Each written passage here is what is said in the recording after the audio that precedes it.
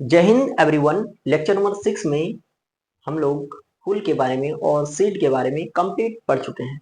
इस लेक्चर में हम लोग कवर करेंगे पोषण के बारे में, यानी पोषक पदार्थ के बारे में। किसका पोषक पदार्थ भाई? मानव का? बिल्कुल नहीं। इसमें हम लोग पेड़ पौधे के पोषण के बारे में, यानी पेड़ पौधे के पोषक पदार्थ के बारे में कवर करेंगे। पोषक पदार्थ क्या होता है? तो किसी भी चीज हो, कोई भी चीज हो, पेड़ हो, पौधा हो या फिर मानव हो, सबके विकास के लिए जिसकी आवश्यकता होती है उसी को कहा जाता है पोषण। उसी को क्या कहा जाता है? पोषण। तो किसी भी चीज हो, पेड़ हो, पौधा हो, मानव के विकास के लिए जिन सूक्ष्म चीजों की आवश्यकता होती है उसी को क्या कहा गया है? तो पोषण कहा गया है। इसकी कमी से क्या हो सकती है भाई? तो इसकी कमी से वृद्धि रोधी या फिर बीमारी हो सकती है। बिल्कुल। यह पौधे के वृद्धि यानी विकास तथा बीमारी से लड़ने के लिए आवश्यक होता है, या फिर विकास तथा बीमारी से लड़ने में महत्वपूर्ण योगदान निभाता है। यह दो तरह की होती है। पोषक पदार्थ कितने तरह की होती है भाई? दो तरह की। जिसकी जरूरत अधिक होती है, जिसकी जरूरत अधिक होती है उसको मैक्रो कहा जाता है। जिसमें अधिक पोषण की आवश्यकता होती है, जिसकी जरूरत अधिक होती है, उसको हम लोग क्या कहेंगे? तो मैक्रो कहेंगे। जिसमें कम पोषण की आवश्यकता होती है या फिर जिसकी जरूरत कम होती है उसको हम लोग माइक्रो कहेंगे। माइक्रो माने सूक्ष्म और मैक्रो माने बड़ा। चलो, माइक्रो का आपको ट्रिक है, मैक्रो का ट्रिक है चॉपकिंस कैल्शियम मैग्नीशियम। चॉपकिंस कैल्शियम मैग्नीशियम क्या है भाई? तो चॉपकिन, कीन माने खरीदना, चॉपकिंस कैल्शियम मैग्नीशियम या फिर मैग्नीशियम कैल्शियम, कुछ भी बोलो। चॉपकिंस कैल्शियम मैग्नीशियम, जहां सी से आपका आ जाएगा कार्बन, सी से क्या आएगा? कार्बन, एच से आ जाएगा हाइड्रोजन, ओ से आ जाएगा ऑक्सीजन, पी से आ जाएगा फास्फोरस, के से आ जाएगा पोटाशियम, आई से कुछ नहीं, आई से कुछ नहीं काट दो, एन से हो जाएगा नाइट्रोजन, एस से हो जाएगा सल्फर, और कैल्शियम और मैग्नीशियम।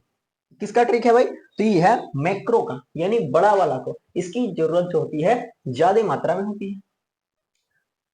पदार्थ में सर्वाधिक मात्रा में क्या होती है? तो पदार्थ में सर्वाधिक मात्रा में उपस्थित होता है आपका कार्बन। क्या होता है? कार्बन। फूल तथा बीज में फास्फोरस की आवश्यकता होती है। फूल को खिलने के लिए किसकी आवश्यकता होती है? तो फूल को खिलने के लिए फास्फोरस की आवश्यकता होती है। यानी हम लोग कह सकते हैं कि जिस फूल में फास्फोरस की कमी हो वो फूल सही से नहीं खिलेगा या फिर बड़ा नहीं होगा खिल के। चलो, रोग से लड़ने के लिए या फिर रोग से लड़ने के लिए तथा वृद्धि के लिए पोटेशियम की आवश्यकता होती है। यानी पेड़ को वृद्धि करने में कौन मदद करता है? तो आपका पोटेशियम मदद करता है। वृद्धि करने में कौन मदद करता है भाई? और रोग रोग से लड़ने में कौन मदद करता है? तो आपका पोटेशियम करता है। उसी तरह पादप के आरएनए तथा डीएनए में जो है वो कैल्शियम उपस्थित रहता है। कैल्शियम पाया जाता है किसमें? तो आरएनए में। और किसमें? तो डीएनए में। क्लोरोफिल में मैग्नीशियम पाया जाता है। क्लोरोफिल किस में होता है? तो पत्ता में होता है। पेड़ का पत्ता में होता है। पत्ता क्या करता है? तो पत्ता प्रकाश संश्लेषण के द्वारा पेड़ के लिए भोजन पकाता है, भोजन बनाता है। चलो, दूसरा क्या है भाई? तो दूसरा कैटेगरी है आपका माइक्रो। इसी को कहा गया हिंदी से सूक्ष्म। इसका ट्रिक है मन को जीत कल मत बोल फनी। मन को जीत कल मत बोल फनी। इसकी जरूरत क्या होती है? इसकी जरूरत कम मात्रा में होती है। माइक्रो यानी सूक्ष्म, सूक्ष्म माने कम, कम मात्रा में इसकी जरूरत होती है। मन को जीत कल मत बोल फनी।